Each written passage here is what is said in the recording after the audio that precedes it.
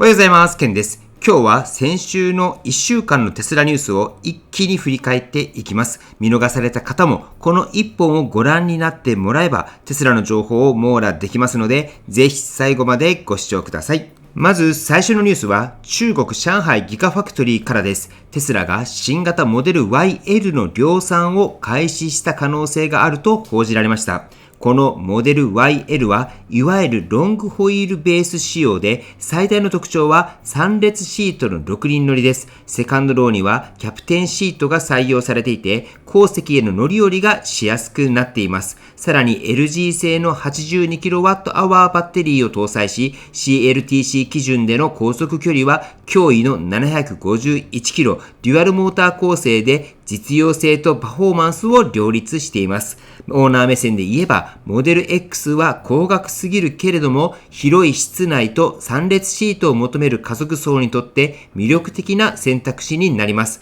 投資家の目線では、既存ラインを活用することで大規模な投資をせずに新市場を開拓できるため、収益性の改善につながる可能性があります。また、モデル YL の販売は中国市場から始まると見られていますが、すでにドイツでテスト走行が確認されていて、ヨーロッパの展開の可能性もあります。SUV 市場でさらにシェアを拡大する狙いが見えてきたんじゃないかなと思います。次はアメリカからのニュースです。テスラはモデル Y とモデル3の在庫者を対象にした無料アップグレード特典を終了しました。モデル Y は8月11日、モデル3は8月18日が期限です。これに合わせてモデル Y のリース価格は最大で 14% 引き上げられ、納期も従来の1から3週間から4から6週間に伸びています。背景には9月末で終了する$7500の EV 税額控除があります。駆け込み需要で注文が殺到し、結果として納期やリース価格に影響が出ているわけです。投資家目線では第3四半期の販売台数を押し上げる要因になりますが、第4四半期には反動減のリスクがある点に注意が必要です。最後のニュースはイギリスからです。テスラはエネルギー規制当局のオフジェムに家庭や企業へ直接電力を販売するためのライセンスを申請しました。承認されればテスラブランドで電気を供給できるようになり、早ければ来年にもスタートすると言われています。これまでテスラはオクトパスエナジーと提携してテスラエネルギープランというサービスを展開していましたが、あくまで仕組みはパートナー経由でした。今回のテスラエレクトリックは完全に自社直販モデルであり、エネルギー事業の収益源を広げる大きな一歩となります。投資家の視点では、イギリスのように車両販売が伸び悩む地域で新しい収益ドライバーを確保する重要な動きと捉えます。ここまでが8月11日の主なニュースです。新型車の投入、販売戦略の変更、そしてエネルギー事業の拡大と、テスラが同時に複数の領域で動きを見せているということがわかります。次からは8月12日のニュースです。まずアメリカテキサス州からです。テスラがついに安全ドライバーなしでロボタクシーを運行できる許可を取得しました。これまでオースティンでは安全ドライバーが乗車した状態で限定的に走行していましたが、今回の TNC ライセンスによってテキサス州全域での商業運行が正式に認められました。運転席に人がいないテスラが街を走る光景がいよいよ現実になっていくというわけになります。この許可は2026年8月まで有効で、保険加入やカメラ搭載など一定の条件を満たすことが求められます。規制面での突破口を得たことで、テスラは他の競合に対して一歩リードする可能性が高まったとも言えるでしょう。さらに注目すべきはオースティンでのロボタクシー展開です。今年6月から限定運行が始まりましたが、サービスエリアは当初の約20平方マイルから現在は80平方マイルまで拡大しています。料金についても当初は $4.2 での固定料金でしたが、現在は距離に応じて変動する体系に移行しています。短距離では比較的安価に、長距離ではそれに応じた料金が設定されるようになり、より実際の配車サービスに近い形になってきています。そして来月には招待制ではなく一般ユーザーが誰でも利用できるようになります。アプリで呼べばすぐに来るテスラ、そんな日常が目前に迫っています。この流れはオーナーと投資家それぞれに大きな意味を持ちます。オーナーにとっては自分の車を使わなくても移動できる新しい選択肢が生まれるということ。投資家にとってはサービス拡大で利用データが加速的に集まり、FSD の精度向上にも直結するという点が重要です。そしてもう一つのニュースは、フルセルフドライビングの最新版 FSD の V14 です。イーロン・マスクさんは約6週間後にリリース予定だと明かしました。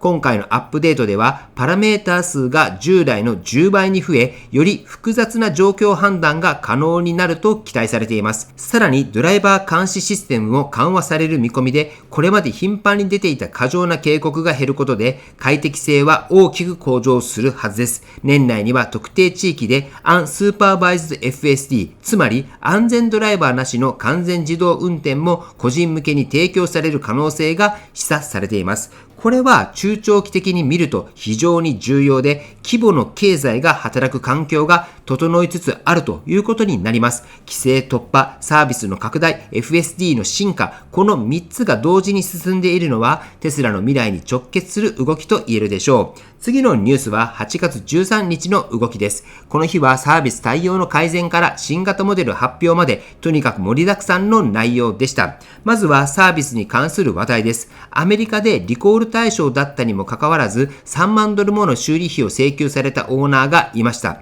通常なら長い手続きになるところですが、なんとイーロン・マスクさん自身が直接対応を指示し、翌日には無償で修理されて車が返却されたそうです。さらに空港に駐車していたサイバートラックでバッテリー残量が急減するトラブルが起きた際にも、イーロン・マスクさんが直々に対応を指示しました。トップがここまで現場に介入するのは異例で、テスラがサービスの弱点を本気で改善しようとしている姿勢が伝わってきます。また、顧客がテスラアプリから地域のサービスリーダーに直接連絡できる仕組みも試験導入され始めました。これにより見積もりや修理内容への疑問を即座に確認できるようになるとのことです。オーナーにとっては安心感が高まり、投資家にとってはブランド価値向上が期待できる重要な一歩です。そして中国では新型モデル3も発表されました。後輪駆動のロングレンジ仕様で CLTC 基準で航続距離は最大830キロ。テスラ史上、中国市場で最長の航続性能です。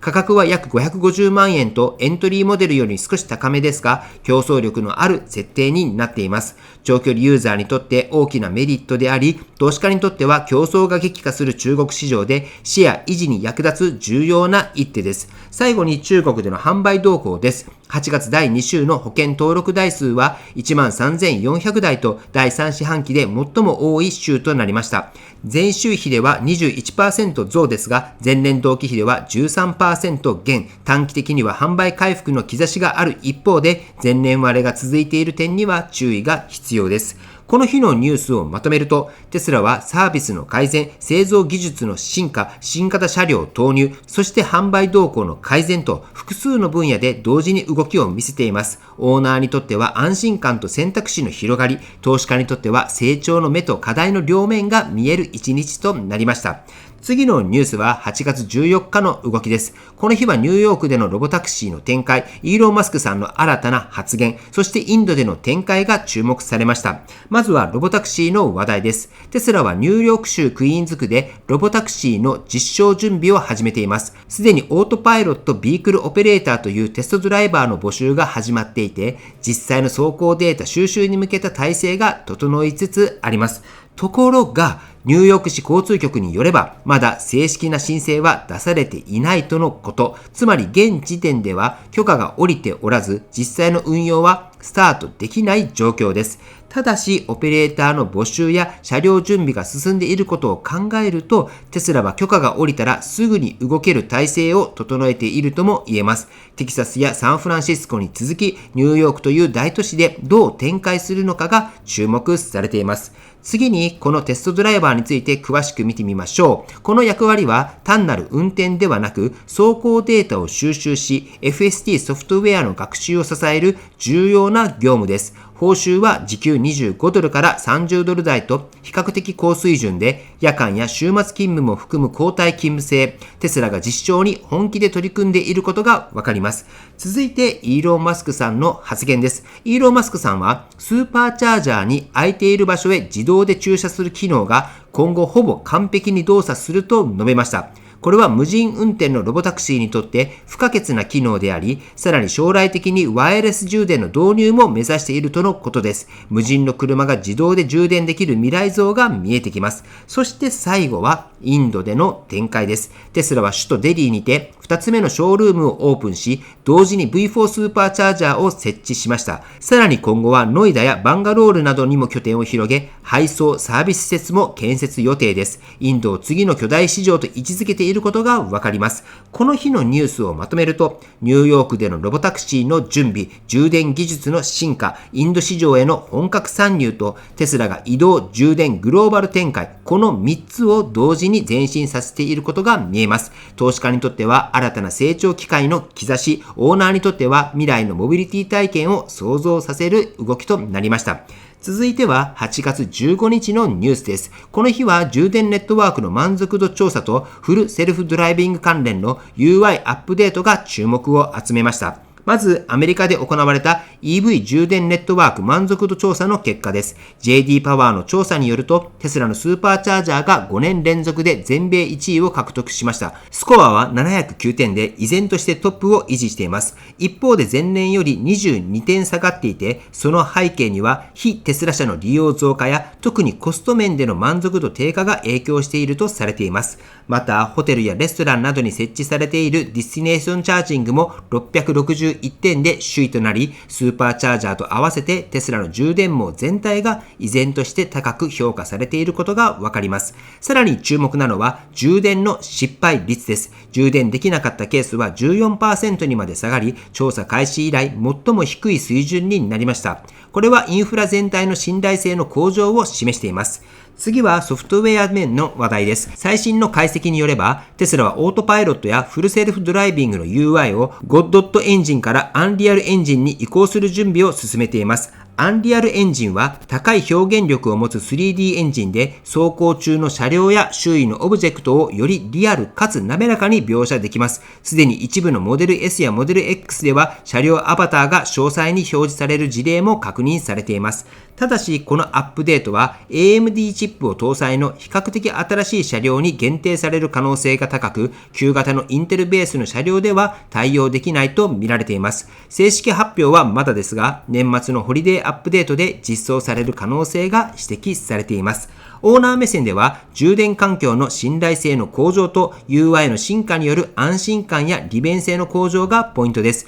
投資家目線では、ブランド価値を支える充電インフラと FSD の普及拡大につながる UI 刷新によって、長期的な収益基盤がさらに強化される可能性があります。つまり、この日のニュースは、テスラがインフラとソフトウェアの両輪で進化を続けていることを示すものでした。ここまで先週のテスラニュースを振り返ってきましたけれども、5日間を通じて見えてきたのは、テスラが車両、自動運転、エネルギー、インフラという複数の領域で同時に前進しているということです。まず車両面では、中国でのモデル YL や新型モデル3が登場し、ラインナップの拡充が進んでいます。これにより、より広いファミリー層や長距離走行ニーズに応える体制が整いつつあります。自動運転ではテキサス州で安全ドライバーなしのロボタクシーが認可され、FSD の V14 のリリースも発表されました。これはテスラが単なる自動車メーカーから移動サービスを提供する企業へと進化していることを示しています。さらにエネルギー事業ではイギリスでの電力小売ライセンス申請が明らかになり、インフラ面でもスーパーチャージャーの満足度が全米トップを維持しました。